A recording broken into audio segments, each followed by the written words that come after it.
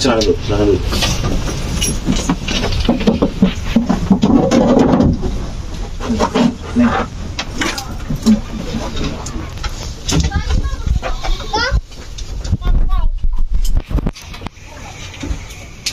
Nah kan?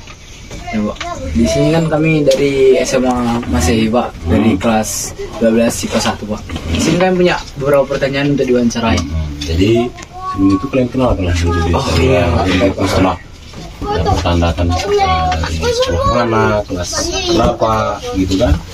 Pertandakan mau kalian masing-masing. Ya. Karena aku Ya. Kenalkan Pak, gelarku Oki Adi Sumana Sembiring Milala Ginting.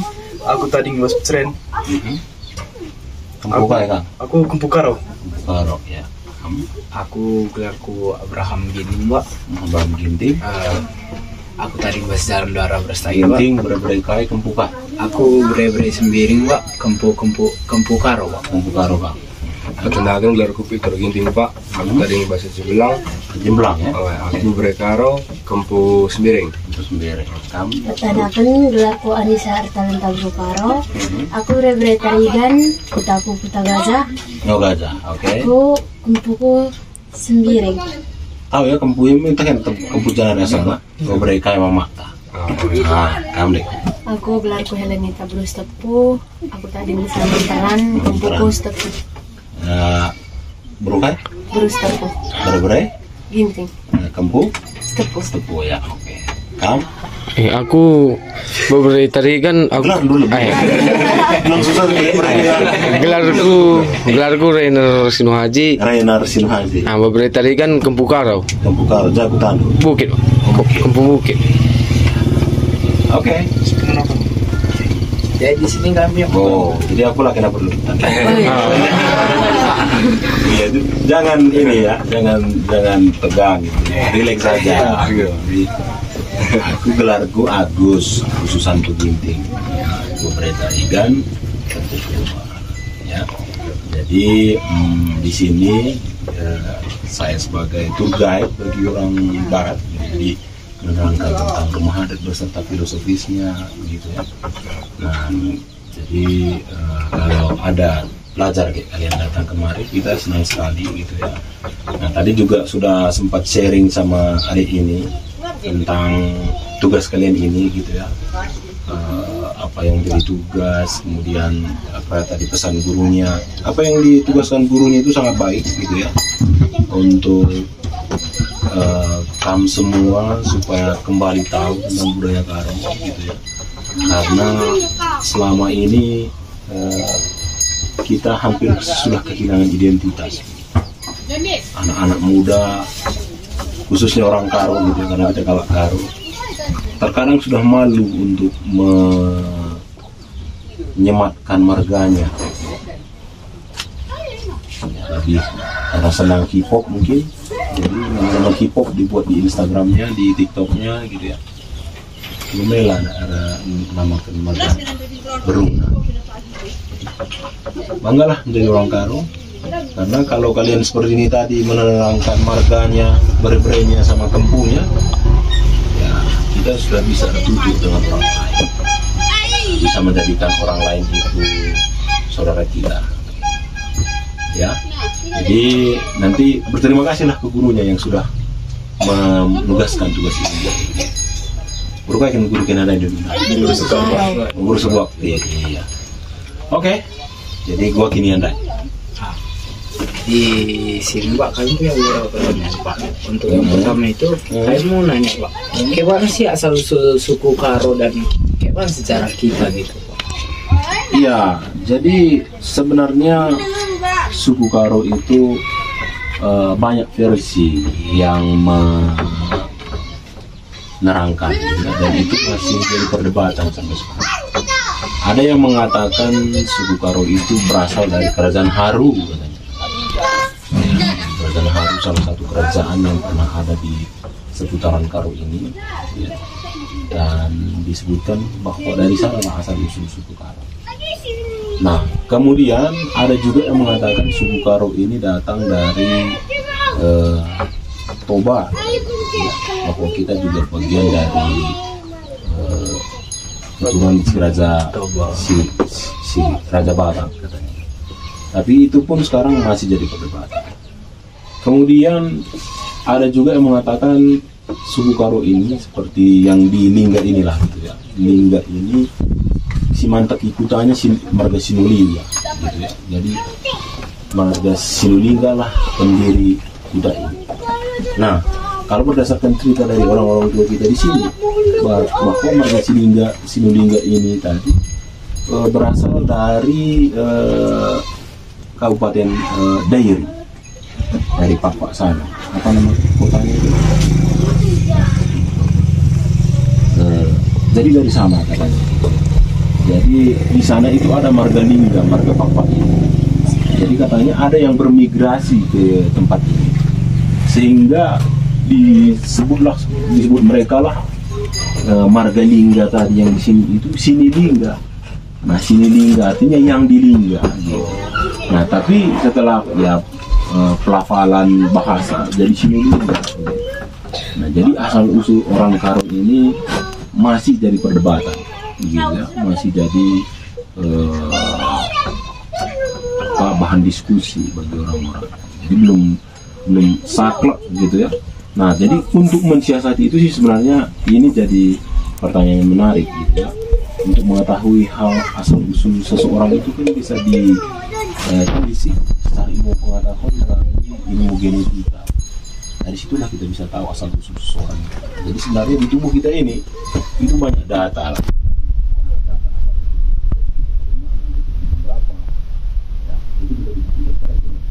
Makanya semoga ini bisa menjadi pemandu bagi kalian. Wah, kita ini salah satu perkembangan ilmu yang belum terlalu signifikan perkembangan itu adalah ilmu antropologi, ilmu yang sosiologi juga. Jadi walaupun kalian dua, ya, bisa. Jadi itu tidak sebenarnya kenapa orang. Tapi kalau berdasarkan pendapat orang lain, ya, bukan dari ada yang mengatakan berasal dari kerajaan Haru, ya bisa dari Badadoa, ya, Raja Batak, dan ada juga yang menyatakan marga-marga itu datang dari daerah Papua tadi, khususnya yang Sinulinga tadi. Ya, kalau marga yang lain saya juga tidak terlalu paham sekali. Saya cuma tahu bahwa karena saya marga Ginting dan kemudian Ginting Suka, berarti asalnya dari desa Suka. Tapi bagaimana orang Ginting Suka itu bisa disuka, itu pun belum saya tahu. Nah, jadi sangat terbuka sekali. Kan ada? Ya nggak apa-apa. Nanti kita beli lagi ya. Begitu ya. Jadi nanti kalianlah yang rangkum jawabannya. Oke? Kedua itu Pak, bagaimana sistem kerabatan dalam suku Karo? Iya, karena kerabatan di suku Karo itu kan kalau sudah tahu gitu ya, ada istilah marga Silima, Rakut Sitelu, Tutur Siwalu, gitu kan. Marga Silima itulah marga-marga 5 tadi gitu ya, ada Ginting, Tarigan, Sembiring, Karo, Peranginangi. Itulah 5 marga utama di Karo. Nah, kemudian Rakut Sitelu itu yaitu tadi Kalimbubu, Semina, ya, ada itu Rakut Sitelu. Tutur Siwalu Pak, itu tadi Tutur Siwalu itu ada 8 tutur gitu ya. Bisa Semina, Kalimbubu, Puang Kalimbubu gitu ya, ada 8. Untuk detailnya nanti kalian bisa perlu. Ya, jadi itulah sistem kekerabatan orang Karo. Sistem itulah yang menopang bagaimana orang Karo itu bisa menggali kekerabatannya gitu ya. Jadi kalau dia sesama marga berarti dia Resnina. Nah, kemudian bagaimana kalau Resnina itu pun macam-macam gitu. Ada Resnina itu ketika Resnina si Pemeren gitu ya. Resnina si Pemeren itu artinya ibu kita yang bersaudara. Jadi bibi Endo ya, yang Semina Mama Endo ketika ada anaknya itu kan si Pemeren namanya gitu ya. Itu kalau Semina, kemudian ya Semina si Pemeren. Kalau si Paribanan gitu, kalau si Paribanan itu ketika istri kita itu bersaudara empokam je daharandu likas ninana di beru perbulangan siparibanan siparibanan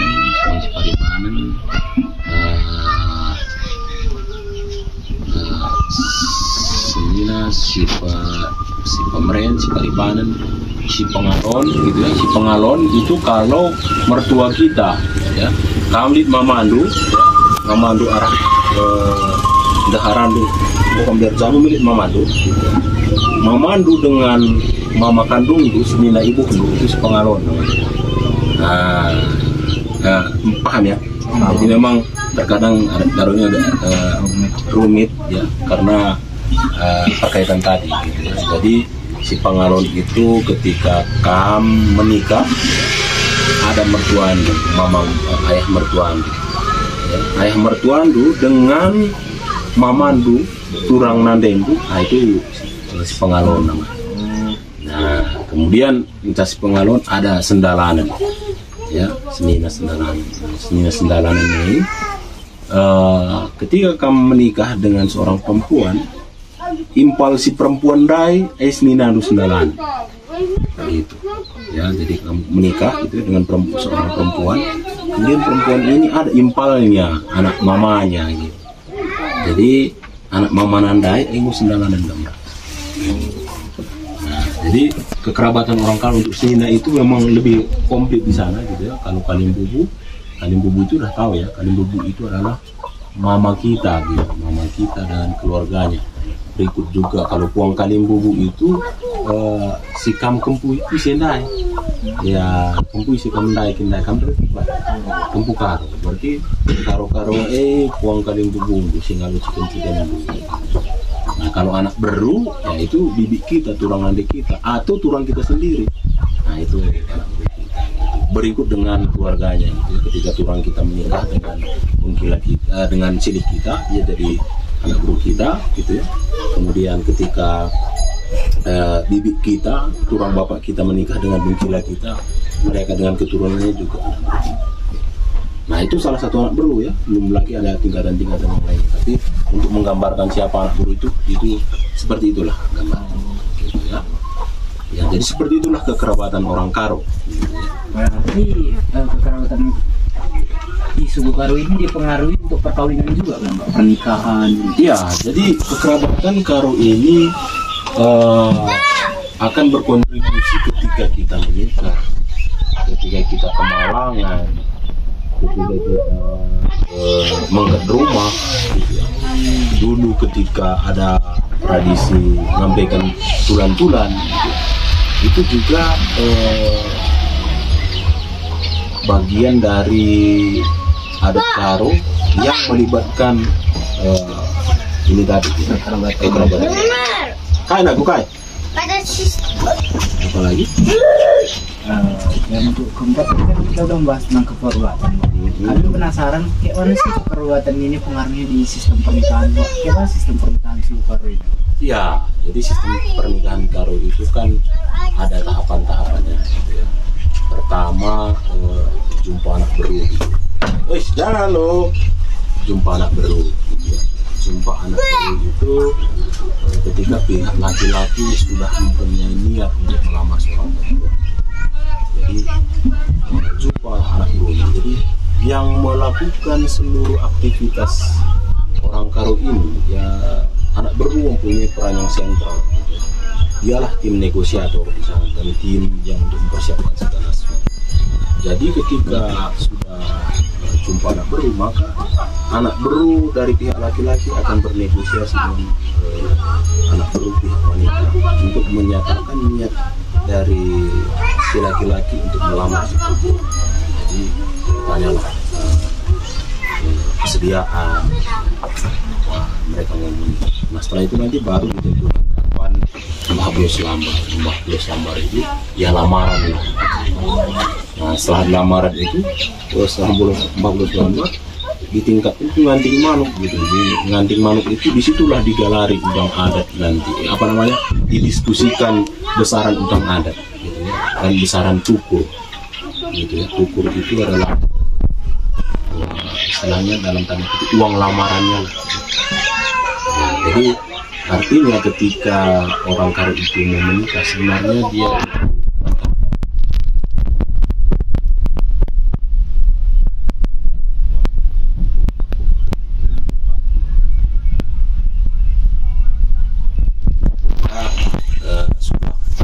dalam tanda petik dan jadi bagian keluarga yang laki-laki.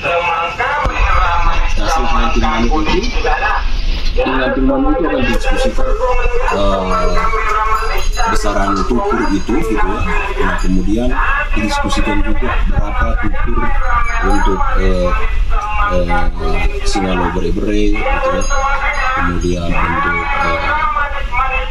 untuk singalo perkembun ya. Kemudian untuk anak beru gitu ya. Kemudian untuk si rembah pulau ya. Si rembah pulau itu bibi si perempuan ini tadi. Nah, kemudian kayak kalimbubu singalo perbibin gitu ya. Nah, itu ada semua bagiannya tukur tadi diberikan ke mereka. Nah, jadi kenapa dibuat seperti itu? Supaya nanti yang menikah ini menyadari bahwa dia berutang banyak ketika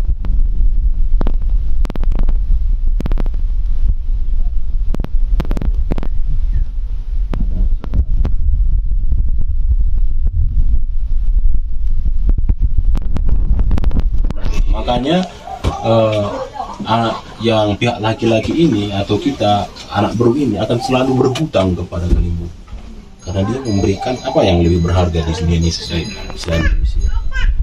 Nah, jadi kita harus selalu berhutang. Itulah maksudnya supaya kita mengkelengi, mencintai pasangan kita itu sampai mau memisahkan.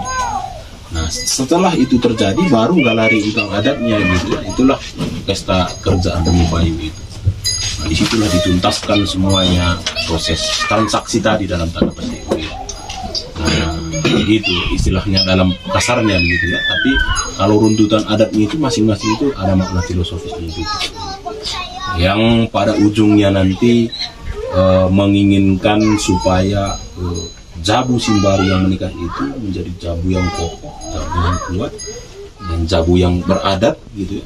Jabu yang bisa menghadapi berbagai rintangan ketika sudah menikah. Jadi itulah tahapan-tahapan prosesinya. Nah, kemudian ketika agama masuk gitu ya, maka ada lagi tahapan yang lainnya itu pasu-pasu gitu ya.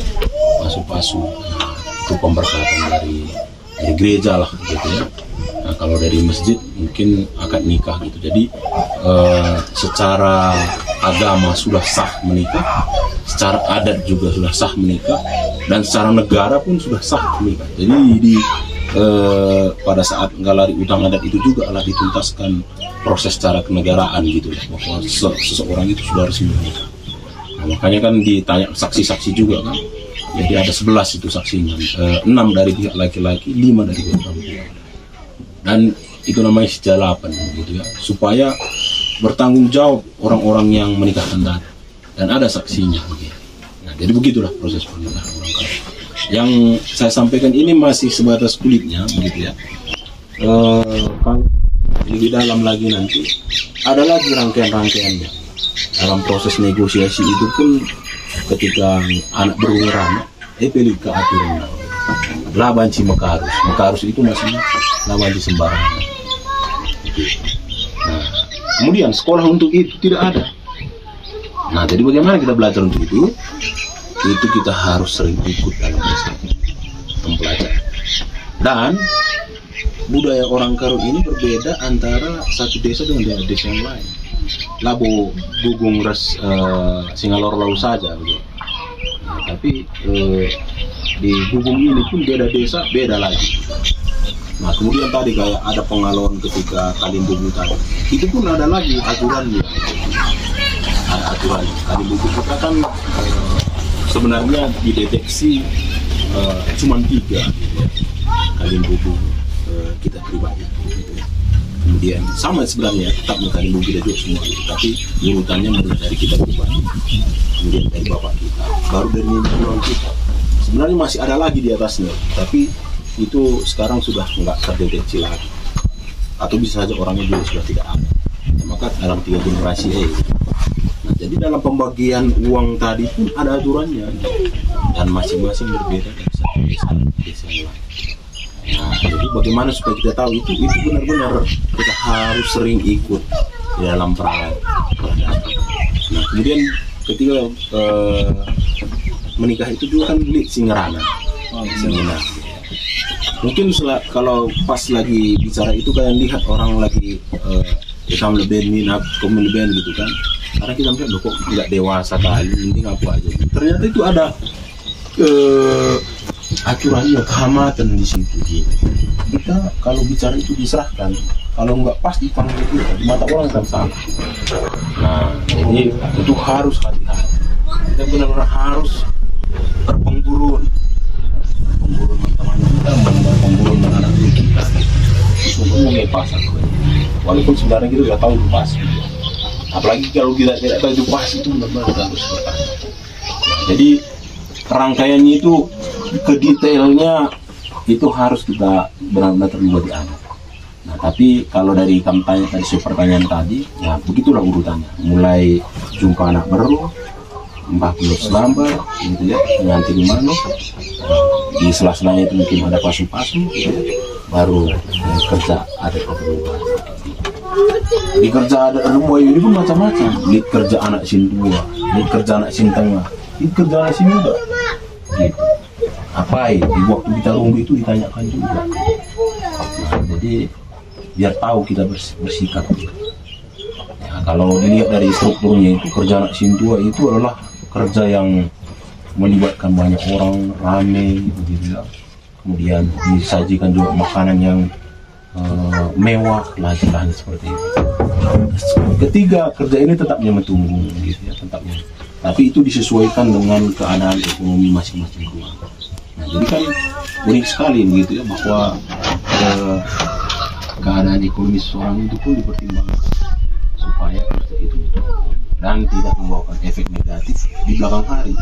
Nah, karena orang mengutang, ya selama kehidupan pernikahannya, ya bukan tidak baik, tapi harus mencicil utang tadi, biar kita bahagia gitu. Tertekan dia. Ya tertekan, tapi ya itu tadi kadang orang karena gengsi dipaksakan gitu. Tapi sebenarnya adat memfasilitasi kan hal itu. Ya begitu. Lagi kan? Aja. Nah, untuk selanjutnya itu Pak, kalau untuk ritual adat yang selain perkawinan gitu Pak, apalagi aja yang dilakukan suku Karo untuk ritual adat Pak? Iya, kalau ritual adat Karo itu macam-macam, banyak sekali. Semua unsur kehidupan itu sebenarnya ada ritual adat yang Karo. Ketika menikah ada ritual adatnya, kan gitu ya. Ketika meninggal juga ada ritual adat. Ketika sudah menjadi tulang pun ada ritual adat yang ngangkat tulang, ngampaikan tulang-tulang namanya. Tapi sekarang sudah jarang terjadi, gitu ya. Karena zaman dahulu kan dikuburkan lengkap, gitu ya. Tapi pada saatnya nanti akan digali lagi, kemudian ditempatkan di tempat yang layak, gitu ya. Itulah ngangkat tulang-tulang itu. Itu pun ada ritual adatnya. Nah, kemudian ketika kita membangun rumah, itu pun ada rumah. Nah, kemudian ketika kita menanam padi bagi seseorang yang baru menikah, epilit, adat meredam. Ya, ketika dulu anak baru tumbuh beri di kulau, gitu ya, itu pun ada adat. Ketika anak sudah mulai besar, gitu ya, ketika anak itu udah umur sebulan, gitu ya, itu ada adatnya juga dibawa ke ketiga. Nah, ketiga dibawa anak kecil tadi gitu, supaya dia sudah mulai beradaptasi dengan kebisingan, suasana ramai, dan di sana nanti dia akan belikan galuk sebagai luahnya. Nah, siap isi jumpa mereka yang lain, ada adat itu. Nah, kemudian ada adat dipanggil pulau untuk menolak bala, gitu ya, ada. Banyak sekali lah ketika adat kematian itu tadi, yang meninggal itu anak-anak, yang meninggal itu orang tua, yang meninggal itu lansia, itu pun ada adatnya. Itu adatnya berbeda-beda. Berbeda-beda, ada berbeda-beda adatnya, tidak sama. Nah, kemudian ketika ada anak lajang gitu ya meninggal, itu pun ada adatnya. Bahkan dulu ada dibuat kayak semacam umbul-umbulnya lah, ada cidilati mate begitu, tapi dengan embro. Ya, saya juga baru lihat di desa Bunuraya beberapa minggu yang lalu. Dibuat sagak, dibuat apanya gitu sebagai temannya. Gitu.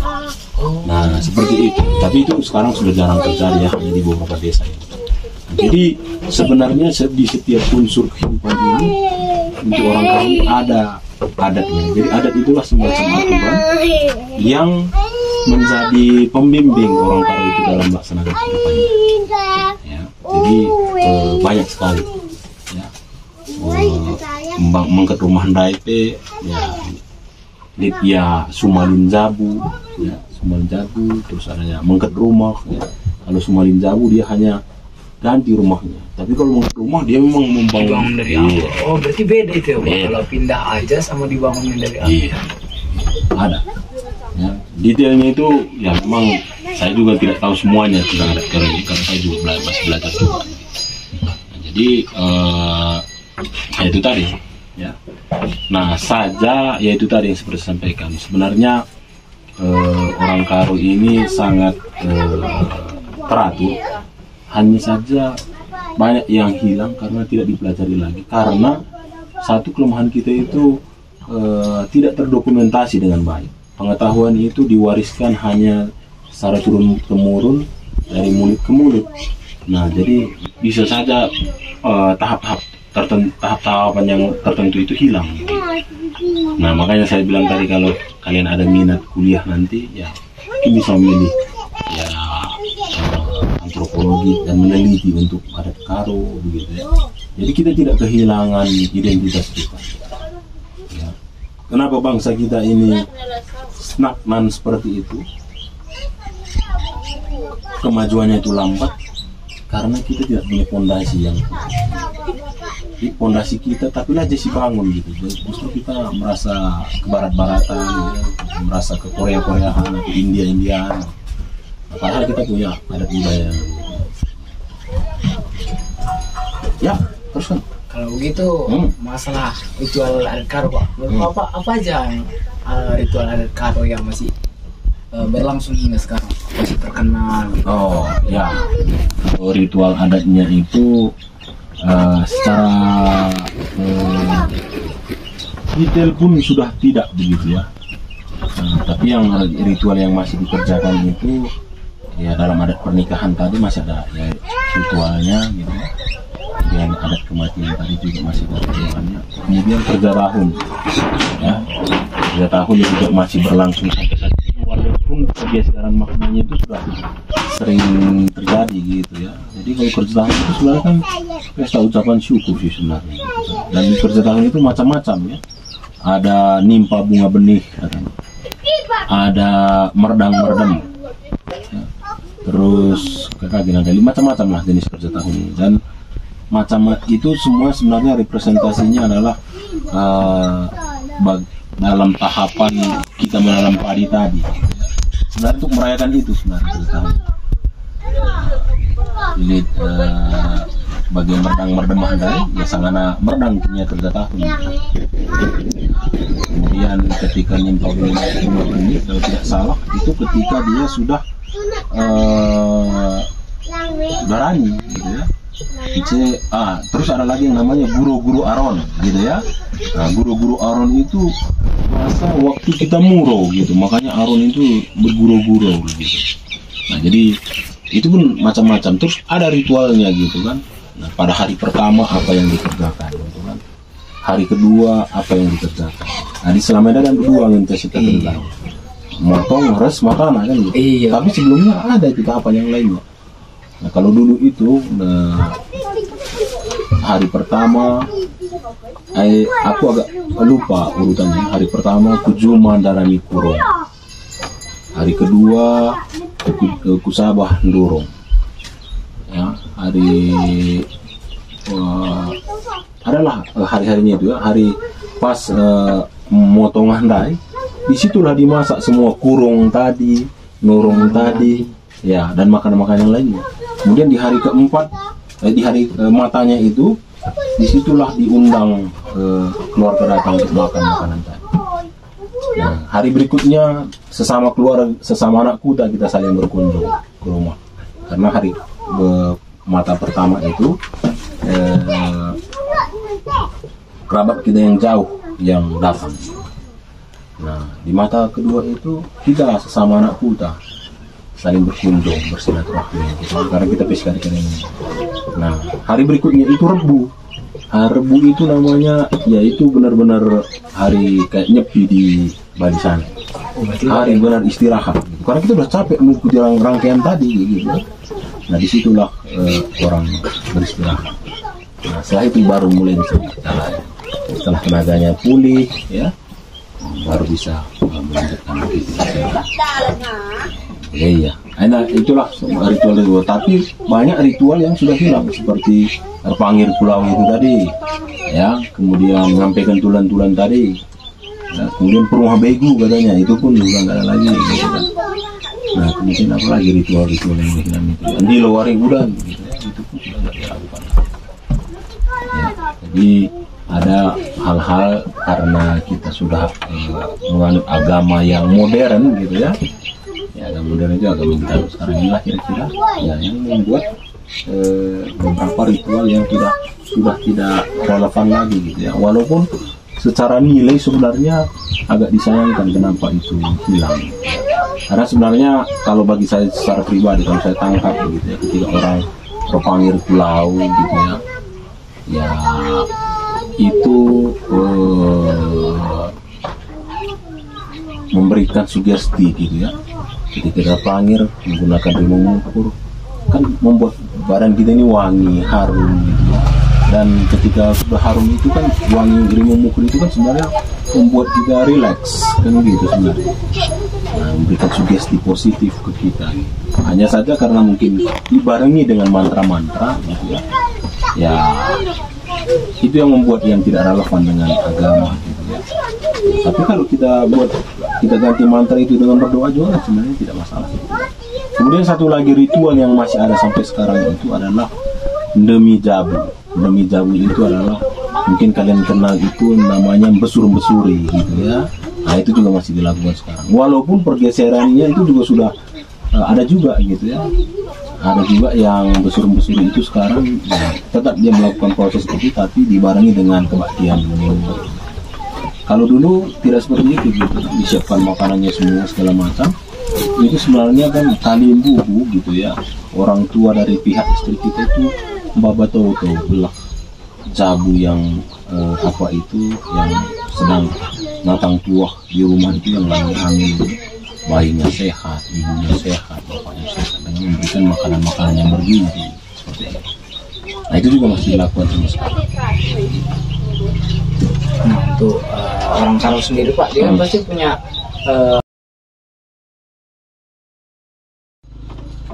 ini juga salah satu bentuk bahwa peradaban orang Karo itu sudah sudah maju gitu ya. Jadi rumah adat ini dibangun tidak hanya sekedar rumah gitu, tapi penuh dengan filosofi itu gitu.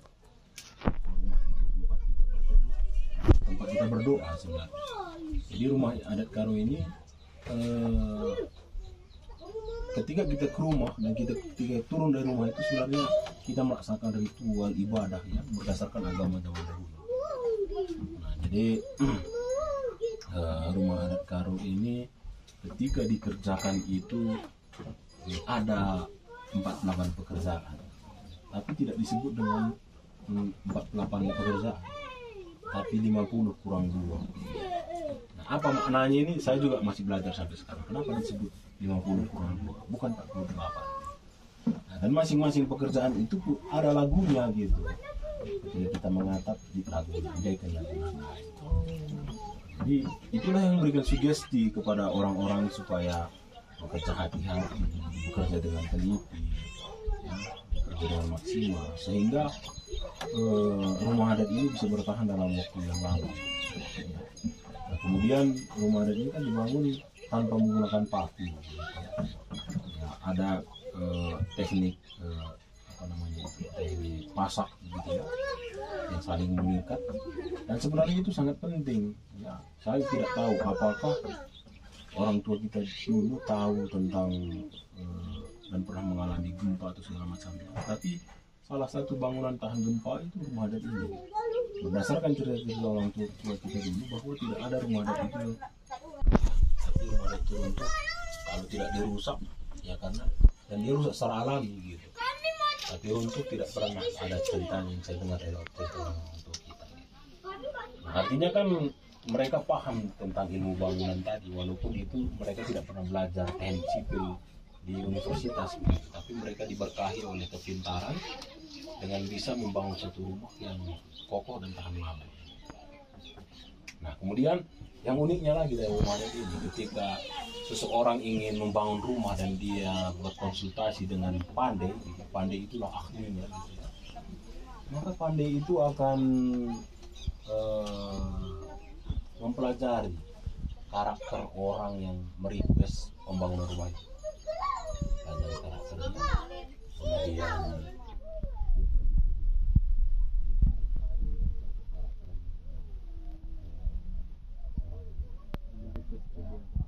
jadi rumah dengan orang itu memang sejiwa.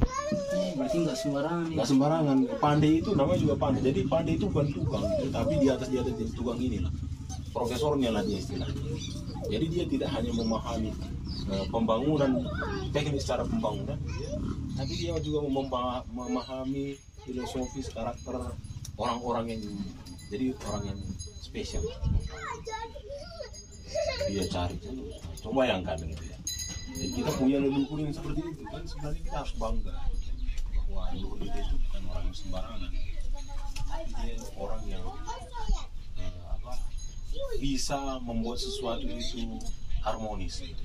Dekat dengan alam, kemudian harmonis. Jadi, orang yang tinggal di rumah itu kan kalau mengket rumah juga kan sering diberikan tuahkan oleh keluarga.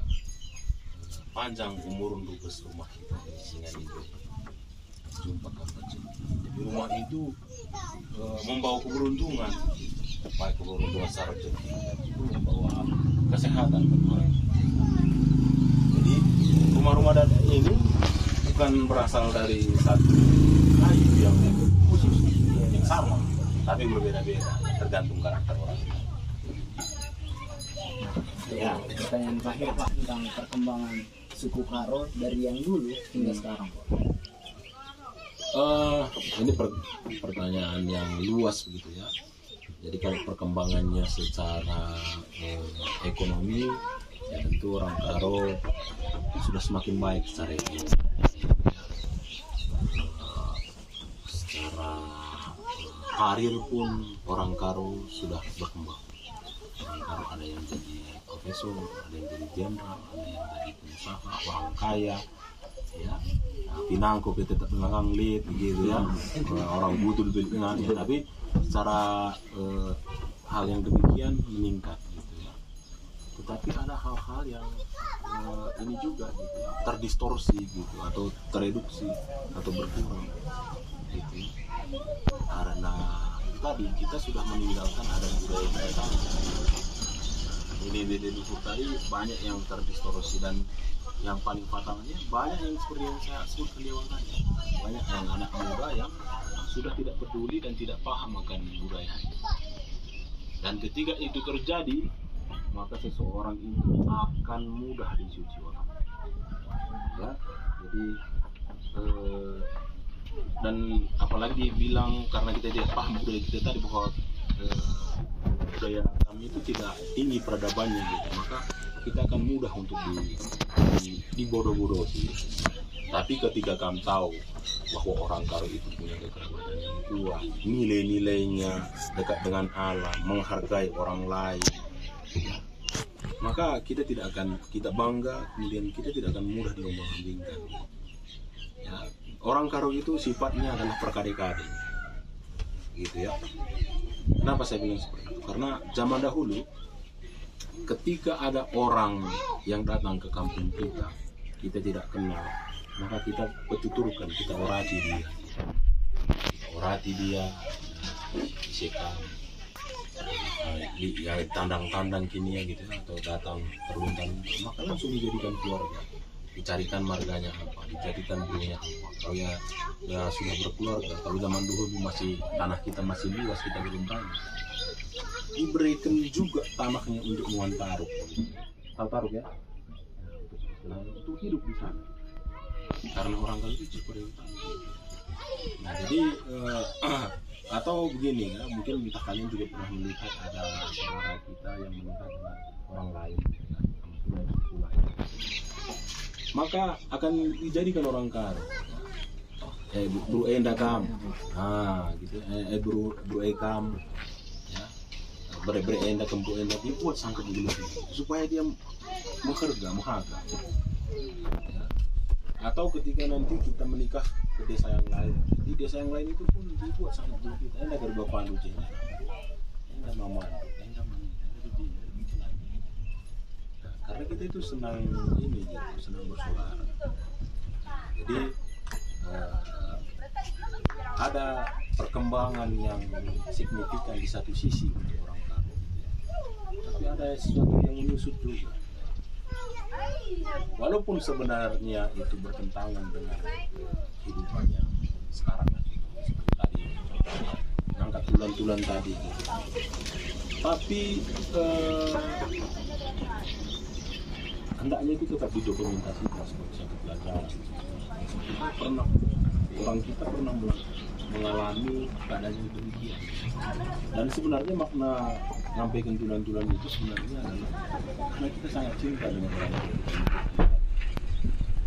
Jadi dengan memberikan penghormatan ke tempat yang lebih layak, di kuburan yang bagus dan segala macam, kita harap ya, meskipun secara agama terkadang itu tidak mungkin atau mungkin bertentangan, gitu ya, kita harap ya keluarga kita tadi tempatkan di tempat yang paling baik. Seperti itu sebenarnya filosofisnya. Tapi terkadang kita hanya melihat ritualnya saja, gitu. Kita lihat ritualnya itu, ini bertentangan dengan agama. Jadi kita nggak mau lagi melaksanakannya. Nggak apa-apa nggak dilaksanakan, tapi itu kan bagian yang harus kita pelajari, bagian dari diri kita sih sebenarnya. Nah, jadi semua aturan-aturan yang dibuat oleh orang Karo tadi seperti Pangir Pulau tadi sih sebenarnya, kalau saya lihat berdasarkan sisi yang lain, itu sebenarnya untuk kebaikan pada dengan versinya pada masanya, begitu. Nah, jadi sayang sekarang sudah tidak dilakukan. Nggak dilakukan pun sebenarnya nggak masalah, tapi sebagai sebuah bagian dari kehidupan kita, maunya itu didokumentasikan untuk kita bisa belajar. Nah, jadi itulah perkembangan orang Karo sekarang, gitu ya. Nah, jadi harapan saya juga kalian tetap bangga menjadi orang Karo, karena semuanya dari orang Karo, gitu ya. Bangga akan identitasnya, bangga pun akan kekaroannya, ya. Dan bangga sebagai bangsa Indonesia, tentunya bagian dari bangsa Indonesia. Jadi kalau kita bangga menjadi bangsa Indonesia, tentunya kita juga tidak akan merendahkan suku-suku lain, karena mereka juga punya nilai-nilainya tersendiri, ya. Dan itulah bagian kekayaan kita Indonesia ini, ya. Ya, jadi ya, suku lain bagian dari saudara kita juga harus bekerja sama, berkolaborasi. Nilai-nilai kita bisa kita sharingkan dengan mereka, nilai-nilai mereka yang baik juga bisa kita serap jadi bagian dari diri kita, gitu. Nah, karena kan sebenarnya prinsip dari pengetahuan itu sebenarnya Deku seperti kita punya dua buah, gitu. Jadi ada apel sekarang, kemudian di aku ada jeruk. Ketika kita tukar, itu hanya pertukaran buah, kan dapat jeruk saja. Tapi kalau pengetahuan dan sharing nilai-nilai itu berbeda. Ketika tadi kamu tahu tentang IPA, contohnya aku tahu tentang IPS, ketika kita diskusi, kamu berdua ilmu untuk IPA dan IPS, aku juga. Nah, jadi begitu juga dengan orang lain. Makanya kita harus saling menghormati, saling menghargai satu sama lain. Nah, itu yang membuat nanti bangsa kita ini kuat. Ini itu yang membuat bangsa kita ini akan maju. Tidak gampang untuk diadu domba, tidak gampang dipecah belah. Nah, jadi itu modal dasar ya untuk bangsa ini berkembang. Itulah jadi pondasinya. Di sekolah kan macam-macam. Ada mungkin orang Jawa teman tuh yang sekolah di Masehi sana, atau mungkin ada juga yang agama Islam yang sekolah di Masehi sana gitu. Ya harus saling menghormati, harus saling menghargai. Dan sebenarnya filosofi adat Karo ini ya seperti itu, seperti itu gitu, menghargai orang lain. Nah, jadi mungkin itu sedikit supaya kalian bisa mengerjakan tugasnya dengan baik gitu ya, dan kerjakan tugasnya ini tidak hanya sebatas tugas saja gitu ya. Nah, jadi mungkin tadi ibu gurunya kerjakan tugas gitu ya, oke kalian kerjakan, yang penting selesai, jangan seperti itu, kerjakanlah dengan baik gitu ya, kerjakan dengan bertanggung jawab, dapatkan poinnya dari tugas ini. Jadi tidak hanya sekedar ritual mengerjakan tugas saja, tapi benar-benar ada maknanya, meresap gitu. Oke? Ada lagi?